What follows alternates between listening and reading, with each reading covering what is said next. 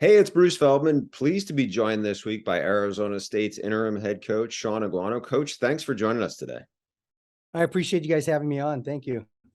So you guys are coming off a terrific win against Washington, and it was the first win over an FBS opponent for the Sun Devils. I know that your team has been through a lot. The players have been through a lot of a roller coaster ride. What did it feel like for you to be in the locker room with them, to see them kind of celebrating in that moment? It was an incredible experience. The past 3 weeks have been tough. They've grieved a lot, and then the cultural change from a coaching perspective, they had to go through and trust me to make sure that they were taken care of and everybody buying in. That was tough for kids nowadays, and for that affirmation with a win. Proved to them that they're a good football team and they can compete in the Pac-12. For people who may not know your story, you were a extremely successful high school coach in the state of Arizona and won a bunch of championships and had a bunch of first round picks. What do you think your skill set maybe serves you best for leading them at this time? you know um, the understanding of kids in this era, what they need from an inspirational standpoint. I'm a listener. I listen to their needs. I'm incredible in regards to paying attention to detail and the deliberacy that they need. And so all of those attributes, I think, setting up a structure that I think that they'll be successful in, that I think they needed at this time, and they've bought in. And so those characteristics, I think, bringing from that high school range helped me succeed so far. As successful as you were in high school, and it's not that far from, proximity wise from where you're coaching now.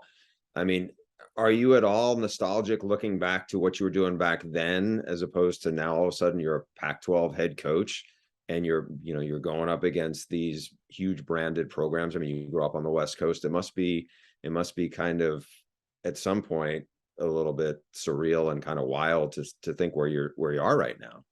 It is surreal. My wife calls me a dreamer, and I've always seen myself in this position and played through it over the years, driving in my car, experiencing what are the pitfalls that you'll go through, what are the circumstances you would go through, what is the situations that you go through, and I've always played it through my mind and watched head coaches go about it. But I think, inspiring these kids and making sure that they're ready to play for you was a huge attribute for me. And I don't see any of these big schools as being bigger than the Arizona State. And so we go about our business believing in that.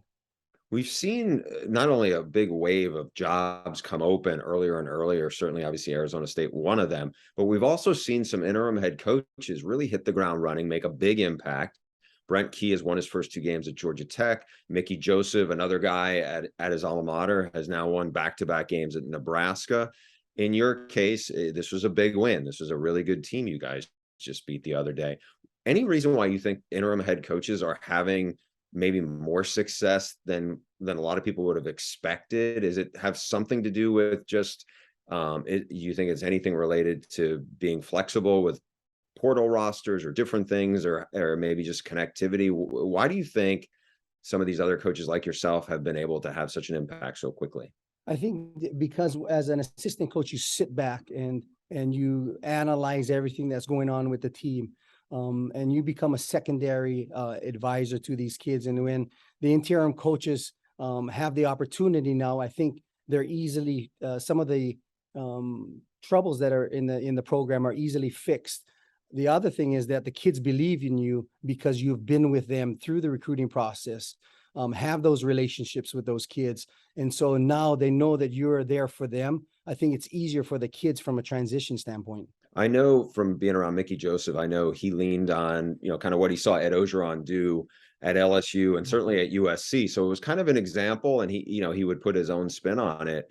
For you, as you were sitting back, like how often would you think about, no, I'm not going to, I would do it differently or however, but to be actually like, so you'd be so ready. I mean, when did you start thinking about, you know what, I may get my opportunity, and it may be maybe more than 2 games, it may be half a season, or maybe it'll be I know you were a candidate at Hawaii, last year when there was talk of that job when that job had come open. I mean, is this something that has always been on the not always on the front of your mind, but, like, just kind of in the back of your mind, or how you would handle it? I've always approached every job with a head coach mentality, and I always sit back and learn. I'm an incredible life learner, and having the opportunity, to work with Marvin Lewis over the last 4 years, to hear Coach Brian Billick in our meetings, to watch Coach Edwards, and so there's some great things that I pulled from them, and then putting my spin on and my personality, things that I've learned from the past, and watching other coaches around the country, because our school is very highly recruited, and so I've seen a lot of the recruiting deals that went from the other side of the table with a bunch of these coaches, and so I just sit back and I take notes. I have a notebook by my side of my bed every night, and before I go to bed, I take all the notes that I can that's flying through my brain, and make sure that I address it the next day. But I'm a lifelong learner, and I'm a great listener. And I learn from some people's mistakes, but mostly I learn from the good things that people have done. What's the best advice you think you've ever gotten as a coach? To be yourself. Try not to be anybody else. Be yourself. Demand what you demand, but then make sure that you love these kids up and they understand that, and then they will fight for you. How challenging is it to stay in the moment, yet at the same time, I'm sure you'd love to be the guy who ends up keeping the job after the season.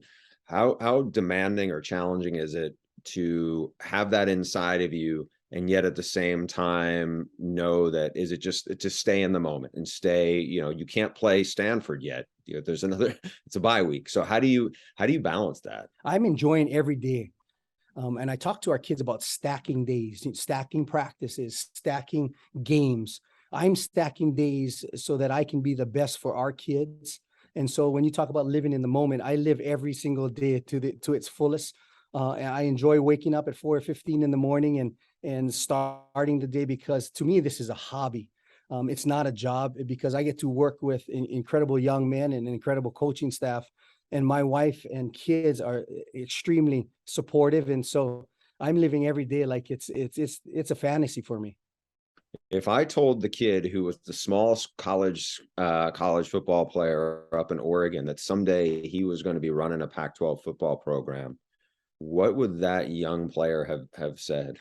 That I think you're absolutely crazy. But I played for incredible coaches at a very successful school at Linfield University, and learned tremendously. And a lot of those characteristics I've brought with me through my coaching career. Coach Ad Rutschman was my coach at that time, but Ed Langsdorf and Jay Losey, all of those guys have had a huge impact on my coaching career and my philosophy and how I go about things, of taking care of people, making sure that everybody feels appreciated, and then making sure that there's no bigger thing than your program and your kids, and making sure that I take care of my kids more than anything else. How will you define success for the Arizona Sun Devils going forward this season?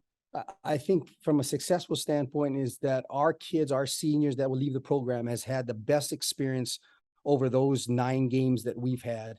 And I understand all the heartache that played in within the first 3 games, but they turn around and this has been a successful season. I see a smile on their face. They walk off the field playing to the last whistle, and then enjoying what they do. That is success to me. And if that means we will stack wins till the end of the season, will that be successful? Absolutely. Them playing hard every down, is that successful? Absolutely. But them having a great experience. And I told our coaches, let's just go out and have fun no matter what happens, and coach until you can't coach again. The same thing I asking with these kids, and how hard they're working on the field. But I'm enjoying every moment of it. Is there been a time where you've sat back and thought about, okay, these are like you almost have a challenge probably with your energy, I feel like, of almost like trying to do too much. I can only imagine how hard it is probably for you to either get to sleep or even stay asleep just because you want to just attack the next day. I mean, how do you kind of manage all the emotion that is swirling on that side of it beyond just the football piece? of it? You know, I manage it pretty well. I'm a guy that gets about 5 hours of sleep, and then I'm up and running, and I'm pretty positive guy. But I do have the state of Arizona, yeah, the high school coaches, all of those guys on my back that I want to make sure that they're proud and they're smiling. Arizona State alumni, making sure this season is a success, and so that weighs on you a little bit. So that makes me fight even harder. Coach, we appreciate your time today. Obviously, you guys have a bye week. I know you're still working, and then before you go on the road, Stanford at Colorado. It's been fun to watch this program. I don't want to say come back to life, but just see the energy that those kids and that team are playing with. It's obviously very reflective of what you guys have done there. I appreciate it. Thank you, Bruce. All right, thank you.